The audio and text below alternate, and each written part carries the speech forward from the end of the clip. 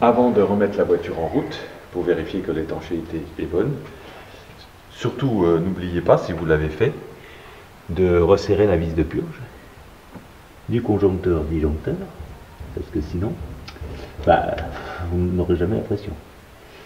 Donc là,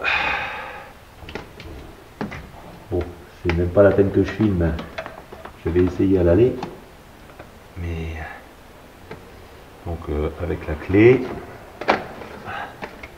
et puis une lampe, parce que sinon on n'y voit rien, et la clé de 12, on resserre la vis de purge,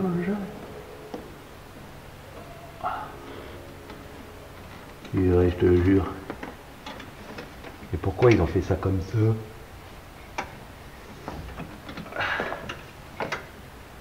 Le plus dur c'est d'y arriver. En fait, quand on y pense, c'est rien du tout. Serrer une vis de 12. Le tout c'est d'y arriver. Enfin, d'arriver à la vis, pas d'arriver à serrer, ça on y arrivera facilement. Mais alors, voilà, hop, un, deux coups. Voilà, et serré. On va avoir de la pression. On va pouvoir vérifier que l'étanchéité est correcte sur les deux vérins. Ouf. Remise en route. Juste avant de remettre la pression, en fait vous constatez que les boules ont changé de couleur. J'ai pas pu résister, mon verre sapin ou mon verre jardin ne me plaisait pas, donc j'ai fait refaire de la peinture AC502 et j'ai repeint les boules parce que c'était pas, voilà, je préférais le faire comme ça. Écoutez, je vais remettre la pression. Donc là j'ai bien vérifié que la vis de conjoncteur était bien resserrée. Je vais remettre la voiture en route et puis instant de vérité. Bon, il peut y avoir quelques sointements puisque les serrages n'ont pas été faits de façon très appuyée. Donc je rappelle le processus, on met la voiture en route. Là je vais la laisser tourner un petit peu. Et ensuite on remet en position haute maxi. Et évidemment ça va envoyer la pression dans le circuit.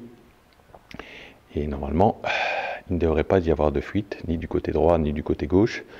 Il peut y avoir quelques petits sointements, mais normalement avec un serrage, terminer bien le serrage, je devrais m'en sortir comme ça. Bon, la voiture a démarré nickel, après 4 mois d'interruption. Et je suis content parce que ce soit d'un côté ou de l'autre, aucune fuite. J'ai même pas besoin de resserrer. J'ai été voir de l'autre côté, c'est pareil.